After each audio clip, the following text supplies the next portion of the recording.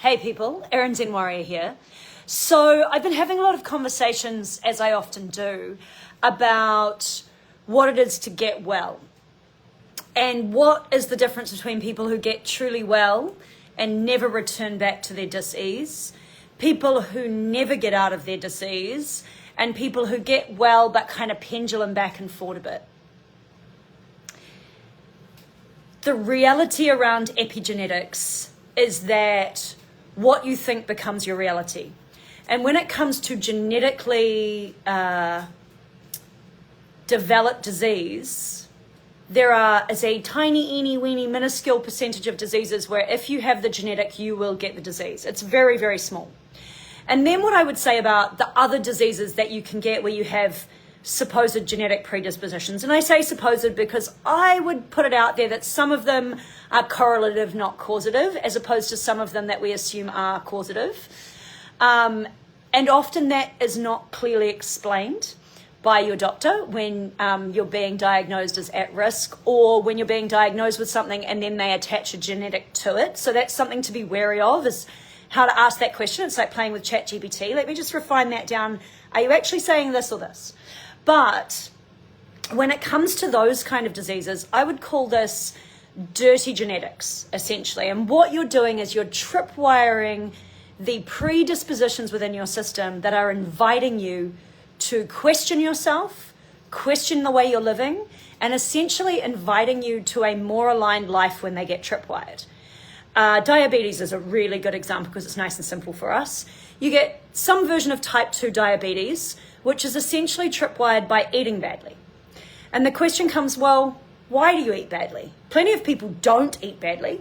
Now, we could argue that the microbiome that was available to you as you came out of the birth canal had some influence, and I think that that's a very interesting argument. We've seen some really interesting stuff on people doing fecal transplants and then ending up craving food they've never eaten in their lives.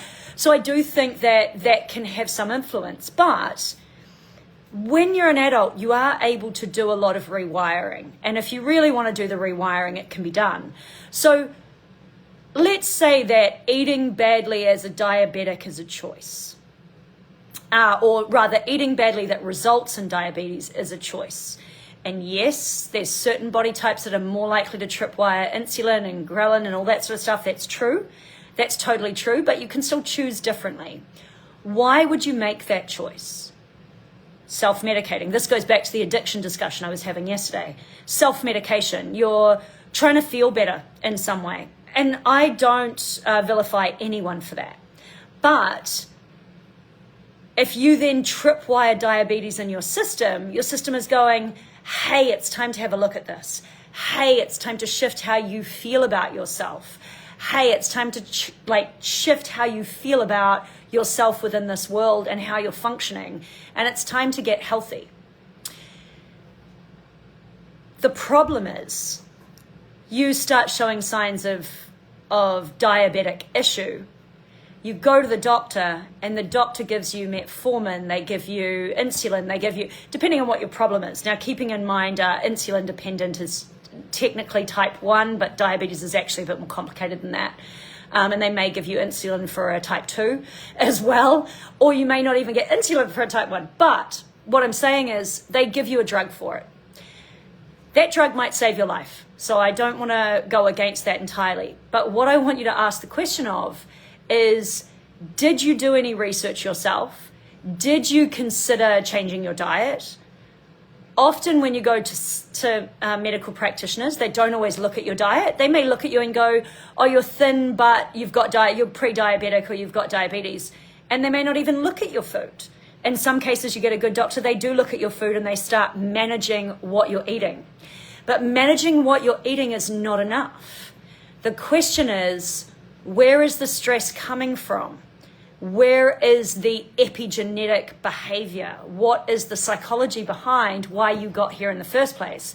Because the diabetes is just a genetic tripwire to invite you to live differently, not just in food, but in relationship with the self. And what happens when we go to the doctor to get the cure, whether it's elevated blood pressure, cholesterol, etc., when we go to the doctor and we don't do our own research, we farm out our authority. because we don't educate ourselves enough to have the ability to make a decision, right? When you go to the doctor, you are trusting in a system, but it's not the only system that relates to your health.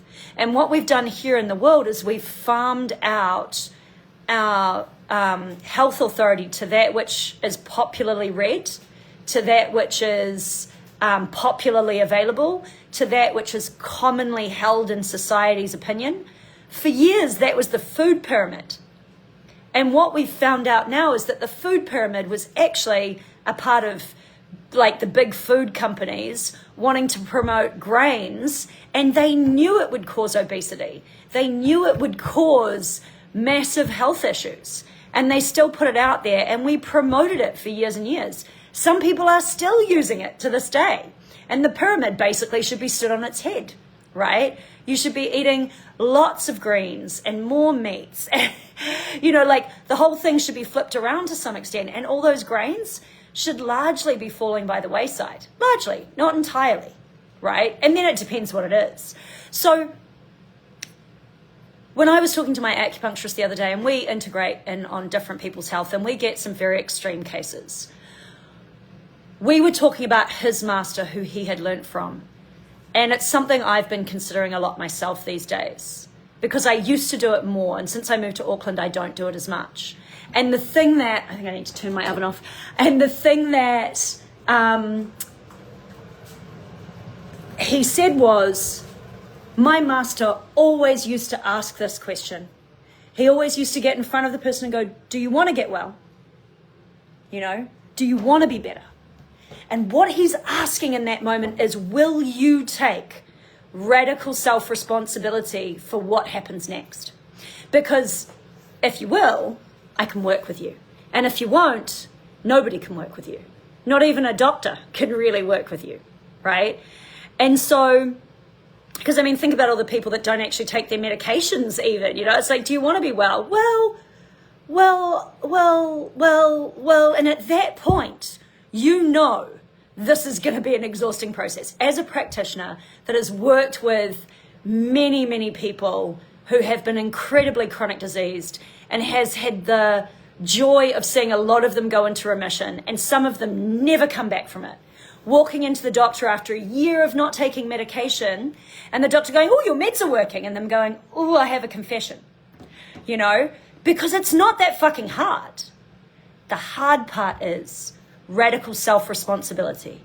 How much do you want to be well? You want to be well enough to farm it out to the doctor and take some meds? Cool, enjoy that, right? But you will stay sick. It's very, very rare that what you get from the doctor is actually going to make you well.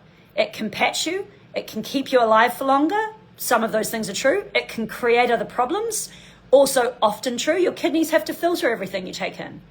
They're cleaning your fluid field.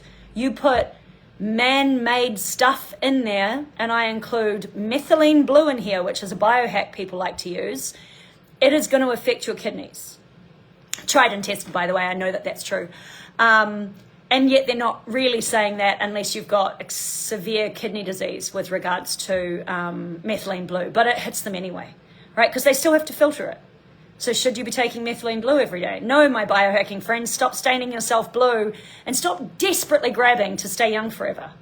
Stay healthy, look after yourself. If you need methylene blue, that's a different discussion. And there are some cool uses for that too. But ultimately what I'm saying is, if you want to be well, you have to choose. And I give you another story here. My mother got breast cancer a few years back. And when she came to me, because cancer is the big scary C, right? And the truth is, we're all getting sick from cancer and healing from cancer all the fucking time. In fact, a health sciences friend who used to work publishing or helping to publish data into news agencies and stuff like that about research that was being done medically, her and I had this discussion, and she was like, that's the reality. But when a doctor finds cancer, they're now stuck between a rock and a hard place. It could clear itself up, but if it doesn't, it's medical malpractice. So any cancer that is found is treated. And whenever we talk about cancer to people, we talk about it like it's not constantly in our reality. It's a white kind of fungally, sort of got a white fungally quality to it in a lot of cases.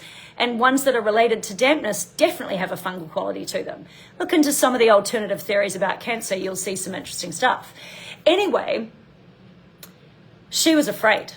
And my mum is a powerhouse, you know. She's really a very, very tough woman. And a very lovely one. She's a bit of both. But she got that first teeny tiny lump of cancer. They couldn't even believe she found it. She's like, well, it was itchy. And I'm like, yeah, it's trying to fucking heal itself. That's what itchy is. And they were like, we don't even know how you found it. We didn't realize it was there, you know. And so they cut it out and they irradiated her. She didn't want the radiation, but she was scared, so she said yes to it. A year later, she gets cancer again. And at that point, she said, you know, I knew I shouldn't have had the radiation. And when I found out that it was, what's the hormone? Estrogen dominance that related to the cancer that I got, it then stacks that actually radiation can make things worse. This time, I talked to my mother on the phone, and I'd wanted to help her before, but I could feel her fear and she wasn't open. So I just kept my mouth shut and I just tried to stay in support. A year later, I talked to her on the phone. I'm like, no need to say anything. Mum's got this. And she's been fine ever since. Why? Because she went, I'm going to have a mastectomy, cut it out, keep your fucking radiation to yourself. I'm going to sort the rest. She got into Qigong. She changed her diet. She changed her supplements. She did what I would do, basically. I wouldn't have the mastectomy. I'd be a little bit more hardcore than that. But she did what she felt was correct for her, and she moved out of fear. That is radical self-responsibility. Move out of fear. Start questioning, what is it that I'm doing on a mental level that's fucking me over, right? What are the symptoms of that? Be it overeating, be it too much alcohol, be it not moving, not breathing enough, be it getting like anxiety is coming up in you all the time, be it blame, you know, be it my partner should do this for me, you know. That's actually farming out something that you could do for yourself. And that's not saying we don't want to relate in our relationships, but everybody should come to everything because they feel to, not because that's the requirement of relationship. And this is the thing about the 400-year cross we've been in, this familial handshake that we have been in, is that it allowed us, it encouraged us to farm out our authority to decision-making to others. And it is a socialist cross. So it built the medical system, it built the banking system, it built the roadways, it built the fascistly invented schools, and it was fascists that invented them. It built all of the stuff that you can see that's large scale, that's socialism. And it's all starting to shift and change. And as a result, you are all being called to radical individual self-responsibility. And I make it sound like a judgment, right?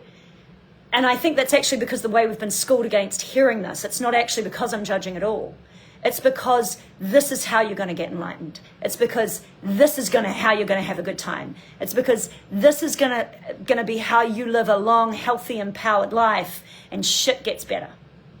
Or you farm out your authority and you continue to disempower yourself and you stay sick. And with the people that I have seen who get better and worse and better and worse, I can hone in all of the plugins, the food, the breath work, the this, the that. But if they don't really want to look in the shadows, if they don't really want to look where the light hasn't been shone yet because they're afraid of it for some reason, or they're in denial about it, which is also fear linked, they don't get better permanently. They constantly have to keep everything really tight. And eventually, just like taking medications, nature finds another way to go, yo, you're not fucking listening. And it taps you in different ways. So I speak from my own experience about having to manage my own kidney health, adrenal fatigue, PMDD, premenstrual dysphoric disorder, and various other things throughout my life. I had to realize what I was doing to myself mentally to not have to spend $1 million on supplementation to hold myself in a barely functional state that made it so I could go to work, you know. Anyway, Lovely to have you all here. I see a couple of you watching. Please comment, subscribe, like, wherever you see this. I know some of these sometimes get uploaded to YouTube. Thank you to my friend Mike. Share stuff with me behind the scenes. Always welcome to private messages if you don't want it publicly published. That doesn't mean I might not talk around a topic you and I talk about, but I certainly won't be naming it if you want to keep your own stuff private. If you have any questions, need any help, or want to connect with me and see if I can help you, by all means, drop me a line, go on my website and book a consultation session, or PM me and we'll arrange one on Zoom and we'll see what we can do. Have a great day. Nice to see you all, and have a good look at where something's just not quite right and ask the question, what am I doing against myself today? Have a great day.